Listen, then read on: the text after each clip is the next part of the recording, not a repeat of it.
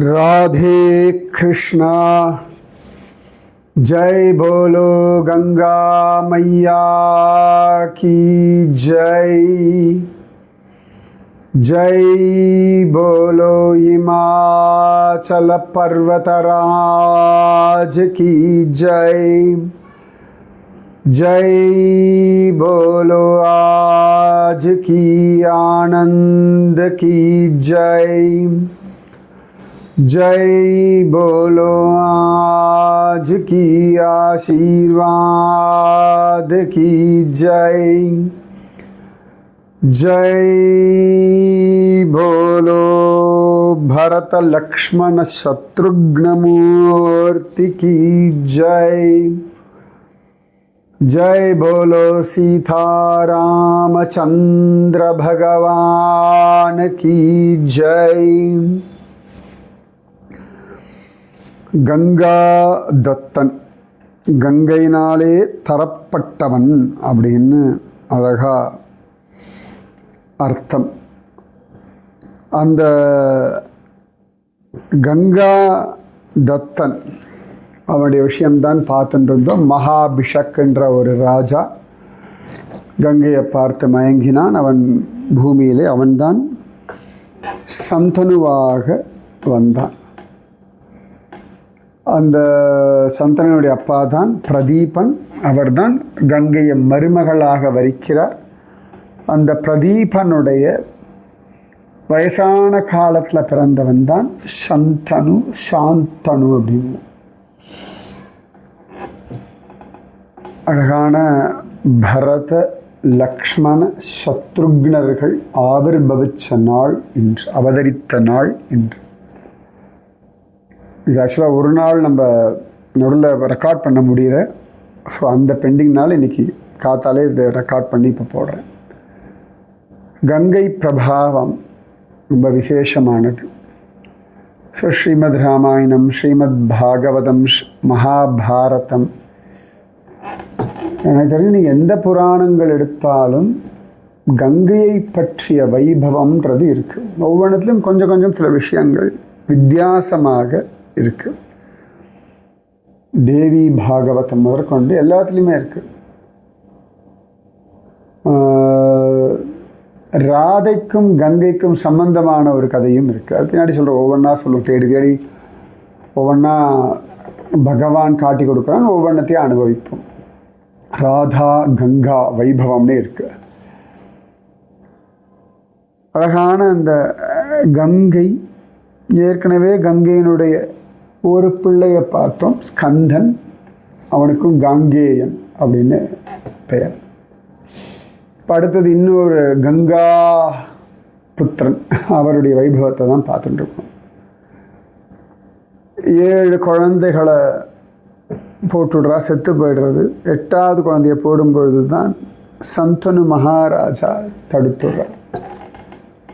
அப்போ சந்தனு கேட்குறார், யார் இவர்கள் என்னன்னு. அவர்கள்லாம் அஷ்டவசுக்கள்.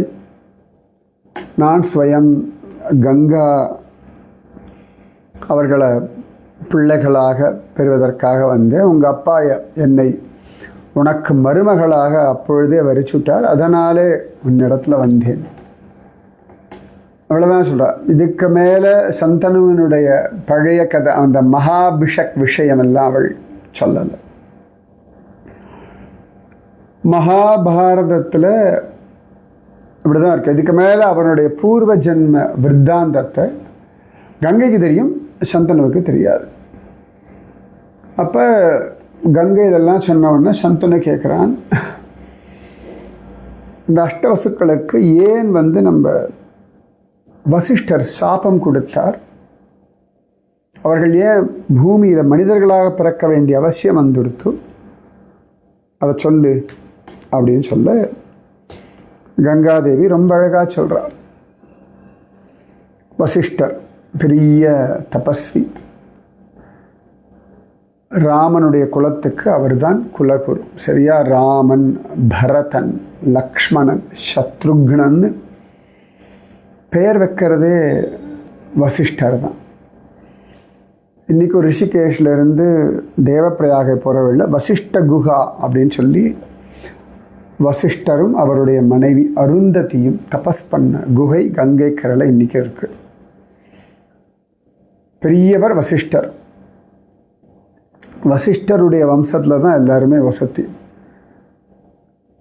வசிஷ்டர், சக்தி, பராசர, வியாசர், சுகபிரம்மம். வியாசம் வசிஷ்டனத்தாரம் சக்தே பௌத்திரம் அகல்மஷம் பராசராத்மஜம் வந்தே சுகதாதம் தபோநிதிம். வியாசரை பற்றி சொல்லும் பொழுது வசிஷ்டருடைய கொள்ளு பேரன், சக்தி மகரிஷியினுடைய பேரன், பராசரருடைய பிள்ளை, சுகபிரம்மத்தினுடைய தகப்பனார். ஸோ இவ்வளோ அழகான ஒரு வம்சம் வசிஷ்டருடைய வம்சம். ஸோ வசிஷ்டருடைய வம்சத்தில் தான் சுகபிரம்மம் முதற்கொண்டு வேதவியாசர்லேருந்து பராசரர் வரைக்கும் எல்லாருமே. அப்போ இந்த வசிஷ்டர் அழகாக தபஸ்வி. அதாவது நிறைய பேருக்கு நமக்கெல்லாம் தபஸ்வி அப்படின்னா ரொம்ப ஆச்சரியமாக இருக்கும். இப்போ நான் அந்த பிருந்தாவனம் அங்கெல்லாம் போகும்பொழுது முக்கியமாக அந்த பாண்டீரவனம் எல்லாம் போனோம்னா அங்கேயே நிறைய சாது பாபாக்கள் உண்டு. பாண்டீரவனத்தில் ஒரு வம்சிவட் உண்டு, சுதாமா வம்சிவட். அங்கேருந்து உள்ளுக்குள்ள சைடில் போனால் நிறைய குடிசைகள் இருக்கும், நிறைய சாதுக்கள் இருப்பாள். நான் ஐஷண்டு போகிறவாள்லாம் சம்சாரிகள் இல்லையா, அதிசயமாக இருக்கும் அவளுக்கு. எப்படி இந்த மண் குடிசை எல்லோரும் சொல்லுவாங்க இங்கே எப்படியே இருந்துடலாம், அதெல்லாம் இருக்க முடியாது. வெயில் காலம், மழை காலம், குளிர்காலம் எல்லாம் எக்ஸ்ட்ரீமாக இருக்கும் பிருந்தாவனத்தில். அது எப்படி முடியும்? ப்ராக்டிக்கலாக பாசிபிள் கிடையாது நமக்கு. ஏன்னா அதற்கான மைண்ட் செட்டப் இருந்தால் தான் அந்த மாதிரி போய் காடுகள்லேயும் வனங்கள்லேயும் மலைகள்லேயும் நோமேன் பிளேஸ்லேயும் வாழ முடியும். ஆளே இல்லாத ஒரு இடத்துல சிட்டியில் பிஸியாக இருந்தவளை கொண்டு விட்டால் ஒரு நாள் நல்லா இருப்பா, 2 நாள் நல்லா இருப்பா, 3ஆவது நாள்லாம் போர் அடிச்சிடும் அவளுக்கு. என்ன பண்ணுறதுன்னு தெரியாது. ஏன்னா இங்கே பிஸியாகவே இருந்து மொபைல், இன்டர்நெட் இப்படி எல்லாமே வாழ்ந்துட்டா இல்லையா. ஸோ இயற்கையோடு வாழவே தெரியாது. ஆனால் சில பேருக்கு சுபாவமாகவே அந்த இயற்கையோடு வாழ்வது ஈஸியாக வரும், அவர்கள் அழகாக போய் இருப்பார்கள். அந்த மாதிரி வசிஷ்டர் காடுகளில் போய் நிறைய தபஸ் பண்ணுவார். அந்த வசிஷ்டர் இடத்துல தான் அழகாக அந்த காமதேனு, அந்த பசு இருந்தது. அழகாக அந்த நந்தினி, அந்த பசு. அப்போ இந்த அஷ்டவசுக்கள் ஒரு நாள் இப்படி சுற்றிண்டு இப்படி மலைகள் அலைஞ்சிட்டு இருப்பா இல்லையா, நல்லா ஃபஸ்ட் கிளாஸ் தண்ணி, காற்று, அழகான வனங்கள், இந்த மாதிரிலாம். இப்போ நம்மளே வந்து எங்கேயாவது வந்து அப்படி ஐசோலேட்டடாக போய் பார்த்தா வா வாட் ஆஃப் வியூ அப்படின்னு சொல்லுவோம். சிட்டியில் இருக்கவெல்லாம் நிறைய பேர் இந்த ரீல்ஸ் எல்லாம் போடுவாங்க பாருங்கள், எங்கேயாவது போய் எடுத்துன்னு வந்து ரீல்ஸ் போடுவாங்க. அங்கெல்லாம் எல்லாராலையும் போகவே முடியாது. ஸோ அந்த மாதிரி இடங்களில் ரிஷிகள் தபஸ் பண்ணோம். அந்த மாதிரி இடங்களில் இந்த அஷ்டவசுக்கள் அவர்களெல்லாம் அப்படியே அலைவாள். ஸோ அப்படி அலையும் பொழுது தியோ அப்படின்ற ஒரு வசு, அந்த தியோன்ற வசு அவனுடைய மனைவி இந்த வசிஷ்டருடைய பசுவை பார்க்குறான். ஆவினம், ஆவின் அப்படின்னு சொல்கிறோம் இல்லையா, தமிழ்நாட்டில் ஆவின் பான்னு சொல்லுவோம். ஆவின்றது இங்கிலீஷ் வார்த்தை கிடையாது, தமிழ் வார்த்தை. ஆவினங்கள் அப்படின்னு சொல்லுவோம், மாடுகள்னு அர்த்தம். ஆவினங்கள்னா ஆ இனங்கள், ஆனால் பசு, அந்த ஆவினங்கள். இந்த மாதிரி இந்த நந்தினி பசுவை பார்க்குறோம், அவ்வளோ அழகாக இருக்குது. பார்த்தாலே இதுக்கு நல்ல ஒரு அந்த தெய்வீகம் தெரியாது. அதை பார்த்துட்டு அவள் கேட்குறா தன் புருஷங்கிட்ட, இது யார், என்ன பசு இது அப்படின்னோடனே அப்போ அவன் சொல்கிறான், ரொம்ப விசேஷமான ஒரு பசுமா இது வந்து வசிஷ்டர் வளர்த்துருக்கார். இந்த பசுவினுடைய பாலை குடிக்கிறவர்கள் 10,000 வருஷங்கள் யவ்வனத்தோடு இருப்பாளாம். அப்போ அந்த காலத்தில் நிறைய யங்காக இருந்தால் நிறைய பால் குடிப்பார்கள், பசும்பால். முக்கால்வாசி இந்த குக்குடு ஃபுட்டு குறைப்பார்கள். இப்போ மிருகங்கள்லாம் குக்குடு ஃபுட்டு கிடையாது, நல்லா கவனிச்சு பாருங்கள். இப்போ சிங்கம், புலி, இல்லாட்டி மாமிசங்கள் கூட பச்சையாக தான் அது சாப்பிடும். மனுஷாலால் சாப்பிட முடியாது வச்சுக்கோங்க. பச்சை மாமிசம், இப்போ புளியெல்லாம் ஒரு மான் அடிக்கும், அப்படியே பச்சையாக சாப்பிட்றோம். அது cooked food, no salt, no spices, nothing. அந்த காலத்தையும் பார்க்கலாம். இந்த மாதிரி நிறைய பால் குடிப்பார்கள், இயற்கையான கிழங்குகள். இப்போ ராமன்லாம் 14 வருஷம் காட்டில் இருந்தான் அப்படின்னா, ராமன் விடுங்க, ராமன் கூட 26 வயசு காட்டுக்கு போனான். 5 வயசு துருவன் காட்டில் கிடைக்கக்கூடிய பழங்கள், இலைகள், சருகுகள், கிழங்குகள், தண்ணீர், இதை நம்பி தானே வாழ்ந்தான். இப்போ இன்றைக்கி காட்டுவாசிகள்லாம் பெரிய குக்டு ஃபுட்டு கிடையாது அவளுக்கு, ரொம்ப மைல்டாக தான் சிலது தான் குக் பண்ணுவோம். அப்போ கூட நம்மள மாதிரி ஓவராக ஸ்பைஸியாக ஓவர் டேஸ்டியாக பண்ண மாட்டாவா. நம்ம எத்தனை டேஸ்ட் பட்ஸுக்கு இம்பார்ட்டன்ஸ் கொடுக்குறோமோ அத்தனை உடம்பு கேரண்டியாக நல்லா எக்ஸசைஸ் பண்ணி உடம்பை பார்த்துக்கலாம் பார்க்கணும். சுகர் தொடவே மாட்டா, வருஷத்துக்கு ஒரு தடவை எதானும் சாப்பிடுவா, அவ்வளோதான். ஸ்வீட்ஸ் பக்கம் போக மாட்டா, சர்க்கரை தொடவே மாட்டா, சாதம் கம்மியாக சாப்பிடுவா, நிறைய பச்சை காய்கறிகள், அதில் காய்கறி வேக வச்சு கொஞ்சம் சாதாரணமாக சாப்பிடுவாள் ஒழிய ரொம்ப டேஸ்டி ஃபுட்ஸ் சாப்பிடவே மாட்டாள். ஆக்சுவலாக நம்மளுடைய தர்மத்தில் நம்மளுடைய பண்டிகைகள் எல்லாத்துலேயுமே வந்து அந்தந்த காலத்துக்கு தகுந்த மாதிரி விஷயங்கள் அதில் நம்ம அறுசுவை நமக்கு வந்துடும். இன்றைக்கி அறுசுவையெல்லாம் நமக்கு மிஸ் ஆகிடுது. அதனால தான் சஃபரிங்ஸு எல்லாம் ஈக்குவலாக பேலன்ஸ்டாக இருக்கும். அந்த நிஜமாகவே நம்ம பெரியவர்கள்லாம் பேலன்ஸ்டு டயட், ஹெல்தி டயட் சாப்பிட்டுட்டு இருந்தோம். நமக்கு தான் அது தெரியும், அதுக்கேற்ற உழைப்பும் அவகிட்ட இருந்தது. அப்போ அவன் சொல்கிறான் இது அந்த வசதி. அப்போ அவன் சொல்கிறான் என்னோடய ஃப்ரெண்டு ஒருத்தி இருக்கா, அவளுக்கு இதை கொடுக்கணும், எனக்கு இதை பிடிச்சிட்டுவா அப்படின்னு. அவனும் யோசிக்கல, பெண்டாட்டி சொல்கிறான். கூட இருக்க மற்ற 7 வசுக்களையும் சொல்லி இந்த மாட்டை ஓட்டிகிட்டு போகலான்னு சொல்ல அவளும் ஓகேன்னுட்டான். யாராவது சொன்னாலும் யோசிக்கணும். பொண்டாட்டி சொன்னாலும் சரி, புருஷன் சொன்னாலும் சரி, பிள்ளைகள் சொன்னாலும் சரி, எல்லாத்தையுமே நாம் யோசிக்கணும். இது சரியா தப்பா, இது பண்ணால் இதனுடைய பின்விளைவுகள் என்னவாகும், இப்படி எல்லாமே யோசிக்கணும். அவன் பெண்டாட்டியினுடைய வார்த்தையில் மயங்கி போயிடுறான். ஸோ அப்போ என்ன ஆகிடுதுன்னா அவ்வளோதான். அது ஒரு பிராமணர், அவர் வச்சுருக்கிறது அவர் ஒன்றும் பண்ணல, அவர் பாட்டுக்கு வச்சுருக்கார். வரவாளுக்கெல்லாம் அந்த பசுவை கொண்டு தான் ஆகாரம் எல்லாம் போடுறார். அவர் ஆசிரமத்துக்கு வேண்டிய விஷயங்கள் அவ்வளோதான். அதுக்கு மேலே அதை வச்சு அவர் மிஸ்யூஸ் பண்ண போகிறது இல்லை. அது தர இன்னொருத்தரோட பொருள் எடுத்து இவள் எப்படி தானம் கொடுக்க முடியும்? அது நமக்கு வேணுன்றதுக்காக இன்னொருத்தரோட பொருள் எப்படி அவளை கேட்காம அவள் வேண்டாம் எனக்கு நீங்கள் தர முடியுமான்னு கேட்கலாம், கிஃப்டாக கொடுங்கன்னு கேட்கலாம். இப்போ பாட்டு சொல்கிறான். அவனு ஓட்டிட்டான். கூட அந்த 7 பஸ்ஸுக்களும் ஓட்டிகிட்டு போயிட்டான். இந்த 8 பேருமா சேர்ந்து ஓட்டிகிட்டு போயிட்டான். கொஞ்ச நேரம் கழிச்சு திருஷ்டியில் தெரிஞ்சு எடுத்து நம்ம வசிஷ்டருக்கு புரிஞ்சாச்சு. அப்போ ஓட்டிகிட்டு போன 8 வசுக்களும் மனிதர்களாக பிறக்கட்டும்னு சாபம் கொடுத்துட்டார். ஆனால் திருட்டுத்தனம் வந்துடுது. தேவர்களாக இருக்கிறதுக்கான அருகதை இல்லை.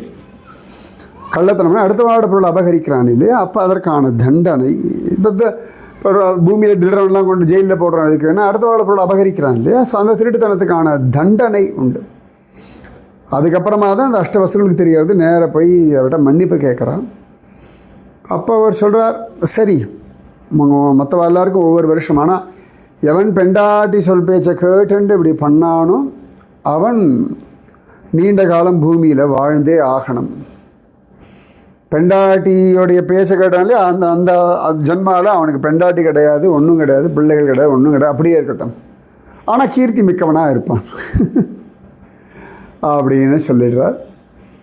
அந்த 8வது பிள்ளை தான் இவன். மற்ற 7 பேரும் மனுஷ ஜென்ம அடைஞ்சாலும் மனுஷ ஸ்திரீகிட்ட பிறந்தால் அந்த பந்த பாசம் எல்லாம் வந்துடும். நீயாக இருந்தால் யோசிக்காமல் கொண்டு வந்து எங்களை கொண்டுடுவாய். பிறந்த உடனேயே 1 வருஷத்துக்குள்ளே பெத்தம்மா யாரும் கொல்ல மாட்டா மனுஷலோகத்தில். ஏன்னா அவளுக்கு பழைய கர்மாக்கள் அதெல்லாம் விட இது நான் பெத்த பிள்ளை, இது என்னோட உரிமைன்னு சொல்லிட்டு அது மாதிரி இன்னும் அக்கறையும் அன்பும் பாசமும் காட்டுவா. இப்போ நீனா உனக்கு எங்களுக்கு நல்லது தான் பிராதானியம் நினைப்பா. அவ்வளோ மனுஷ உலகத்தில் அப்படி மனுஷ உலகத்தில் குழந்தைக்கு இது நல்லது அதனால அது மரணம் நல்லதுன்னு இதுதான் பார்ப்பா நினைப்பா. அந்த தைரியம் அத்தனை பேருக்கு உண்டு, நிச்சயமாக கிடையாது. மிருக ஜாதி யாருக்குமே அது கிடையவே கிடையாது. அப்போ அதனாலே நான் மனிதனாக வந்தேன். உனக்கும் உங்கள் அப்பா என்ன கேட்டார், மருமகளாக கேட்டதுனால உனக்கும் நான் மனைவியானேன். இந்த குழந்தைய வச்சு தான் நீ கேட்பேன்னு தெரியும், உனக்கும் ஒரு குழந்தைய கொடுக்கணும்னு அப்பயே கேட்ட பொழுது அதை சொன்னார்கள், இவன் இருப்பான்னார்கள், அந்த பிள்ளை தான் இவன் அப்படின்னு சொல்லி 8 வசுக்கள் காரணம் கொண்டு தான் இவ்வளவும் நடந்ததுன்னு சந்தனு சொல்லி இந்த பிள்ளைய நான் அழிச்சுட்டு போகிறேன், அவனுக்கு எல்லாம் நான் சொல்லி கொடுக்குறேன், தகுந்த காலத்திலே நான் அவனை உன்னிடத்தில் ஒப்படைக்கிறேன் அப்படின்னு சொல்லிட்டு தான் சந்தனுக்கிட்ட எல்லாத்தையும் டீட்டெயில் சொல்லிட்டு கங்கை குழந்தையோட மறைஞ்சிடுறான். சந்தனு ரொம்ப வருத்தப்படுற. அது சில விஷயங்கள்லாம் தெரியாமல் இருக்க வரைக்கும் நல்லது. தெரிஞ்சு கொடுத்தனா அது போட்டு மனசை பிசையும். இப்போ ஒரு பிள்ளை இருக்கான் தனக்குன்றது சந்தோஷம். ஆனால் அவனுடைய வளர்ச்சியை பார்க்குறதுக்கு கூட இவன் இல்லை. ஒரு அப்பாவுக்கு அது சந்தோஷம் இல்லையா? ஆனால் மிருக ஜாதியில் பார்த்தோம்னா கூடுமான வரைக்கும் அந்த தாய், இந்த கரடி, சிங்கம் இதெல்லாம் தனியாக போயிடும். குட்டிக்கு அழிச்சுண்டு ஒரு லெவல் வரைக்கும் அவ்வளோ. அது கரடியெலாம் நல்ல பெருசான பிறகு தான் வெளில விடும். சிங்கமாவது அப்பப்போ பார்க்கும், அதுலேயே கூட சேர்க்காதுகள் சிங்கத்தெல்லாம் அவ்வளோ. ஏன்னா சிங்கத்துக்கெலாம் தனக்கு போட்டியாக இன்னொரு சிங்கம் வந்துடக்கூடாதுன்னு அதுவே அதை அடிச்சிடும் பிள்ளைகளை. அதனால் என்ன பண்ணுவா, அதெல்லாம் ஜாக்கிரதையாக வச்சுப்பார். இப்போ ஆண் சிங்கத்துக்கு நடுவில் காட்டாமல் ரொம்ப ஜாக்கிரதையாக வச்சுப்பார்கள். ஏன்னா டெரிட்டரி தன்னுடைய சொத்து போயிடுவேன். இப்போ மனுஷாலெலாம் கதை வேறு, ரைட்? மிருக ஜாதியில் அப்படி கிடையாது. சிலதெல்லாம் தன் கூடவே வச்சுப்பா. கூடுமானது அம்மாக்கள் தான் வளர்க்கும். உலகம் முழுக்கவே கவனித்து பார்த்தோம்னா அம்மா தான் வளர்ப்பா குழந்தை. ரொம்ப ரேரஸ்ட் வேறு. எங்கேயாவது சில இடங்களில் மட்டும்தான் ஒரு ஆண்மகன் வந்து அம்மா இல்லாத குழந்தைகளை வளர்க்குறது, தாயுமானவன்னு சொல்லுவோம் இல்லையா, அந்த மாதிரி. கங்கை ஐஷன்ட்ட போய் நன்னா, அவளுக்கு என்ன தேவலோகம் சேர்ந்தவள், எல்லா அஸ்திர சஸ்திர வித்தைகள் ஒவ்வொரு காலகட்டத்தில் எல்லா கற்று பரசுராமர் வரைக்கும் இந்த பிள்ளைக்கு ட்ரைனிங். நல்லா அவனுக்கு பேர் கங்கேயன்னு பேர். அழகா இன்னொரு பேர் உண்டு. என்ன பேருன்னு கண்டுபிடிங்க. அப்பேற்பட்டவன் இந்த காங்கேயன். நன்னா வளர்ந்துடுறான். ஒரு சந்தர்ப்பத்தில் மீட் பண்ணுறான் சந்தனு மகாராஜா. அப்போ பார்த்தோன்னே தன் பிள்ளைன்ற ஒரு அபிமானம் அவனுக்கு உண்டாகிறதெல்லாம் மகாபாரதத்தில் இருக்குது. அப்போ கங்கை தோன்றி இவன் தான் உன் பிள்ளை தான் அப்படின்னு சொல்லி அழகாக தேவவிரதன்னு பேர். அந்த பேர் நான் சொல்லிட்டேன், தேவவிரதன்னு பேர் அவனுக்கு. அவ்வளவு அழகாக இருக்கான், அவ்வளவு காம்பீரியம், அத்தனை ஒரு அந்த ஆண்மைத்தனம், சத்தியம், இது எல்லாமே அவனிடத்தில் நன்னா இருக்குது. ரொம்ப சந்தோஷம். சந்தனு மகாராஜாவுக்கு ஒப்படைச்சுடுறா. சந்தனு மகாராஜா கிட்ட, இந்த அவன் பிள்ளை நான் சொல்லபடி வளர்த்தாச்சு, அவனுக்கு எல்லாம் தெரியும், ஒரு ராஜ்ய பரிபாலனத்துக்கான எல்லா விதமான தகுதியும் அவங்ககிட்ட இருக்குது சொல்லிட்டு போய்ட்றா. சந்தனும் பார்க்குறான். அந்த நடை, உடை, பாவனை, பேச்சு, அது ஜட்ஜ் பண்ணணும் இல்லையா ஒரு அப்பா. அதாவது குழந்தைகள் வளர வளர ஒவ்வொரு விஷயத்துலையும் பெண் குழந்தைகள் பொழுது அம்மா ஜட்ஜ் பண்ணணும், ஆண் குழந்தைகள் பொழுது அப்பா ஜட்ஜ் பண்ணணும். அவள் எப்படி போயின்ட்டுருக்கு, அவளுடைய நடவடிக்கைகள் எப்படி இருக்குது, தைரியம் எப்படி இருக்குது. ஏன்னா ஒரு ஆணுக்கு ஒரு ஆணை ஈஸியாக புரிஞ்சுக்கிறது, கண்டுபிடிச்சிடலாம். இந்த மெத்தட் ஆஃப் லிவிங், அவளுடைய மைண்ட் செட்டெல்லாம். ஒரு பெண்ணுக்கு இன்னொன்று புரிஞ்சுக்கிறது ஈஸி. மெயினாக மகள் அப்படின்ற பட்சத்தில் பொறுப்பு ஜாஸ்தின்றதுனால அதனாலேயே முட்டிக்கும். அப்பாவுக்கும் பிள்ளைக்கும் முட்டிக்கும், அம்மாவுக்கும் பொண்ணுக்கும் முட்டிக்கும். ஏன்னா க்ளீனாக ஜட்ஜ் பண்ணிவிடுவாங்க. அதனால் ஒரு அம்மாவால் அம்மாவுக்கு வந்து பிள்ளையினுடைய பசி, தாகம், சிலதெல்லாம் புரிஞ்சுட்டுருவா. அவனுடைய துக்கம், சந்தோஷம், இதெல்லாம் கூட அம்மா ஜட்ஜ் பண்ணிவிடுவாள். ஆனால் ஒரு டீனேஜுக்கு வந்த ஒரு ஆண் பிள்ளையினுடைய மைண்டில் ஓடக்கூடிய எமோஷனல் ஸ்ட்ரகிள், இல்லாட்டி ஒரு எமோஷனல் ஸ்டபர்னஸ், அந்த பிடிவாதம், இல்லாட்டி அந்த ஒரு ஜாக்கிரதை, அந்த ஒரு கன்ஃபியூஷன், இது ஒரு அப்பாவால் தான் ஜட்ஜ் பண்ண முடியும். ஏன்னா அந்த ஃபேஸ் அவர் தாண்டி வந்திருக்கிறதுனால யூ கேன் அண்டர்ஸ்டாண்ட் ஈஸிலி. அதனாலே ஆம்பளை பசங்களை அப்பா கவனிச்சுட்டே இருப்பார். அதனாலே ஆம்பளை பசங்க பிடிக்காது. Who is this man to disturb my life அப்படின்னு தோணும். பெண் குழந்தைகள் அம்மா அந்த வயசுக்கெல்லாம் வந்து தாண்டி வந்திருக்கிறதுனால ஷீ கேன் அண்டர்ஸ்டாண்ட். எப்பொழுதுமே அப்பா அம்மாக்கள்லாம் வந்து பழைய காலம், இந்த காலத்து ஆள் இல்லைன்றது அந்தந்த குழந்தைகளுடைய அபிப்பிராயம். இப்போ நாம் குழந்தையாக இருக்கும்போது நம்ம அப்பா அம்மாலாம் ரொம்ப ஓல்டு ஸ்கூல் ஆஃப் தாட்ஸ் அப்படின்னு. இப்போ நம்ம பசங்க நம்மளே சொல்லுவோம், இப்போ அவள் பசங்க அவளை சொல்லுவேன். ஆனால் அடுத்த ஜென்ரேஷன் வந்து இப்போல்லாம் ஆல்ஃபா, பீட்டா, காமா இந்த மாதிரி லைனாக சொல்லிகிட்டு இருக்கா இல்லையா, அந்த ஜென்ஸி இந்த மாதிரிலாம் சொல்கிறாங்க. ஸோ அதுகளுக்கெல்லாம் வந்து இப்போ ஒன்றும் வேண்டாம். இப்போ புதுசாக அப்போ பிறந்து இப்போ இருக்க ஒரு 2-3 வயசு குழந்தைகளுக்கு வந்து கம்ப்யூட்டர்லாமே அவளுக்கு ரொம்ப அதிசயமாக இருக்கும். அவளுக்கு மொபைல் அதுவே பெருசு, மொபைல்லே எல்லாம் கிடச்சிடுது. அவகிட்ட ஓல்டு கம்ப்யூட்டர்லாம் காமிச்சா இது என்ன டப்பா அப்படின்னு கேட்டுருவாங்க. அவள் பார்க்குறது டிவிஎஸ் ஸ்லிம் டிவி. அவளுக்கு டிவி ஆண்டனான்ற ஒரு கான்செப்டே தெரியவே தெரியாது. இப்போ 20 வயசு இருக்க பசங்க எத்தனை பசங்க டிவி ஆண்டனா தெரியும்? 40 வயசுக்கு அவள் வேணால் தெரியும். 20 வயசு இருக்க பசங்களாம் டிவி ஆண்டனான்னு தெரியாது. அவள் தெரிஞ்சதெல்லாம் ஒய்ஃபை ரூட்டர் இப்படிலாம் தான் தெரியுமே ஒழிய அவளுக்குலாம் இன்டர்நெட் இல்லாத மொபைலே அது எப்படி அவுக்கம் அப்படின்ட்டுருவா. இப்போ எங்கேயாவது உத்தராகண்ட்லாம் போனால் அங்கே இன்டர்நெட் எடுக்கலாம், எதுவும் இன்டர்நெட் எடுக்கல என்ன ஊருது அப்படின்னுடுவா. இன்டர்நெட் எடுத்தால் தான் உலகத்தோட ஒரு தொடர்பு இருக்குன்னு அவளுக்கு ஒரு அபிப்பிராயம். ஸோ அடுத்த ஜென்ரேஷனுக்குலாம் சிலதெல்லாம் life basic need of the life, reels, Insta, யூடியூப்லாம் வந்து பார்ட் ஆஃப் த லைஃப் ஆயாச்சு. இப்போ நாங்கள்லாம் சின்ன பிள்ளையா இருக்கும்பொழுது விவித பாரதி, தூர்தர்ஷன் இதெல்லாம் தான் எங்களுக்கு வந்து வா அப்படின்றது. அது அப்படி தான். அதுக்கு முன்னாடி காலத்தில் தான் ரேடியோவே பெரிய விஷயமா இருந்தது. என்னோடய அப்பா அம்மா காலத்தில், என்னோடய தாத்தா பாட்டி காலத்தில். அதுக்கு முன்னாடிலாம் அப்படி ஒரு விஷயமே ரேடியோ இல்லாட்டி ஃபோன் அப்படின்னா அதெல்லாம் வந்து மிலிட்ரி அந்த மாதிரி இருக்கவாளுக்கு மட்டும்தான் அந்த ஒரு விஷயமே இருக்கும். ஃபாஸ்ட் ஃபுட்டு கான்செப்டே கிடையாது. இப்போ ஃபாஸ்ட் ஃபுட்லாம் சர்வசாதாரணம் ஆகிடுத்த packed food, half cooked food இதெல்லாம் வந்து இன்றைக்கி வெரி நார்மல் விஷயங்கள். ரைட்? வெளியில் சாப்பிட்றதெல்லாம் வந்து அனாச்சாரம்னு சொல்லிட்டு இருந்த தாத்தா பாட்டியெல்லாம் இன்றைக்கெல்லாம் வெளியில் சாப்பிட்றதுன்றது இன்றைக்கி தோன்றதுலேயே வெளிலேருந்து வாங்கிடலாம் அப்படி ஆகிடுது. ஸோ நிறைய மாற்றங்கள் இது இருந்துட்டு தான் இருக்கும். ஆனால் இந்த விஷயங்களில் மாற்றங்கள் வரும். ஆனால் மனுஷாவோட emotion will be the same. அந்த காமம், பயம், கோபம், பொறாமை, குழப்பம், சந்தேகம், எதிர்பார்ப்பு, ஏமாற்றம் இது 50,000 வருஷத்துக்கு முன்னாடியும் உண்டு. இன்னொரு 50,000 வருஷம் விஷயம் உண்டு. ஏதோ பிரம்ம சபையில் கங்கையை பார்த்து மயங்கலையா இவன் மகாபிஷக்கு, அதெல்லாம் வெரி காமனான ஒரு விஷயம். சிலதெல்லாம் வந்து இன்னும் எத்தனை நூற்றாண்டுகள் ஆனாலும் இட் வில் பி த என்ன தான் சயின்ஸ் டெவலப்மெண்ட் ஆகட்டும், எவ்வளோ ரிசர்ச் எல்லாம் பண்ணாலுமே ஹியூமன் எமோஷன்ஸ் அது வந்து அதில் நம்ம சனாதன தர்மம் ரொம்ப அட்வான்ஸ்டாக இருக்குது. அவ்வளோ விஷயம் இன்னும் 50,000 வருஷங்கள் கழித்து கூட இவ்வளோ டெக்னாலஜி வந்தாச்சு. ஸ்டில் அந்த ராமாயணம், மகாபாரதம் அதில் சொன்ன விஷயங்கள்லாம் ஆத்மாவுக்கான நல்லதை சொல்லிட்டு தானே இருக்குது. யார் கேட்டால் இந்த காலத்து குழந்தையில கேட்கும்போது yes that is a truth, yes accept it அப்படின்னு அவளுக்கு புரியும்படியாக இந்த ராமாயணம் மகாபாரத விஷயம் வந்துட்டு. இப்போ கிருஷ்ணா தான் கார்ட்டூன் கிருஷ்ணாவாக வந்தாச்சு. ஆனாலும் அது அந்த குட்டி குழந்தைகள்லேருந்து பெரியவா வரைக்கும் ஒரு சந்தோஷத்தை கொடுக்க தானே செய்கிறான். கார்ட்டூன் கிருஷ்ணா ஒரு சந்தோஷத்தை கொடுக்க தானே செய்கிறான், இல்லைன்னு சொல்ல முடியாது. கோவில்களில் கிருஷ்ணா பார்த்தது, உபன்யாசத்தில் கிருஷ்ணா கேட்டது, ஆர்டிஸ்டுகள் கிருஷ்ணா வரைஞ்சது, இதை தாண்டி அனிமேஷன் கிருஷ்ணா வந்தாச்சு. அனிமேட்டட் கிருஷ்ணா வந்தாச்சு. பட் ஸ்டில் இன்றைக்கும் வந்து அது எல்லாருக்கும் ஒரு ஃபேவரட்டாக தானே இருந்துட்டுருக்கு. எவ்வளோ இப்போ ஏஐ வந்தாச்சு, ஏஐ இமேஜஸ் போடுறோம். இப்போ நம்ம சொல்கிற விஷயங்களில் ஏஐ இமேஜஸ் போடுறோம். வாவுன்னு தானே இருக்குது.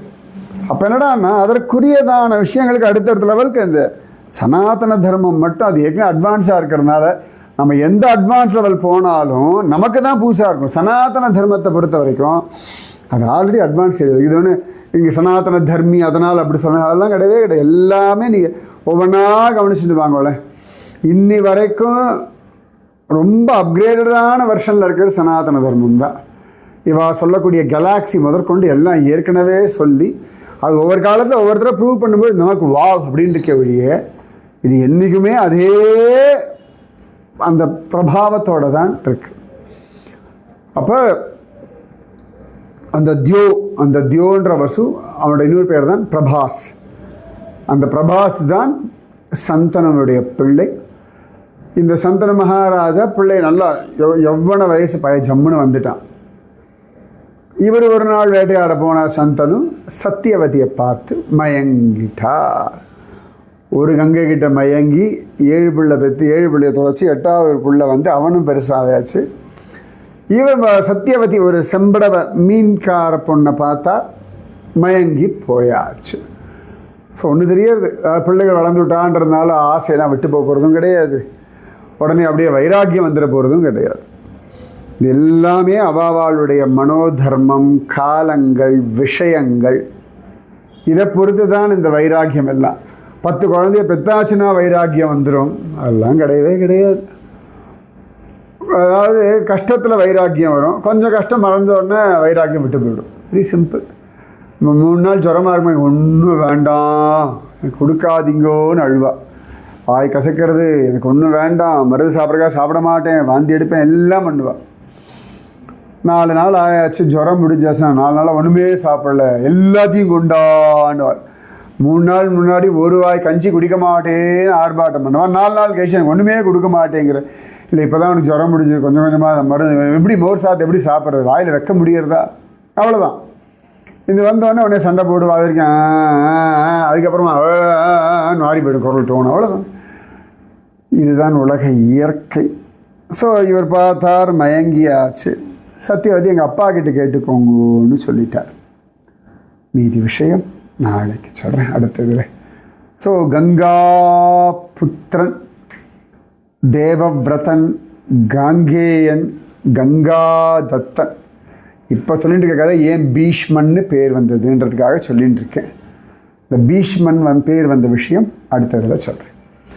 ஸோ நமக்கு கங்கை யாரெல்லாம் கொடுத்துருக்கான்னு பார்த்துக்கோங்க. பீஷ்மர் இல்லைன்னா சகஸ்ரநாமமே நமக்கு கிடையாது. ஸோ ஸ்கந்தன்னு ஒருத்தனை கொடுத்தவளும் கங்கை தான், பீஷ்மன்ற ஒருத்தனை கொடுத்தவளும் கங்கை தான். ராதே கிருஷ்ணா. जय बोलो गंगा मैया की जय, जय बोलो हिमाचल पर्वतराज की जय, जय बोलो आज की आनंद की जय, जय बोलो आज की आशीर्वाद की जय, जय बोलो भारत माता की जय. राधे कृष्णा.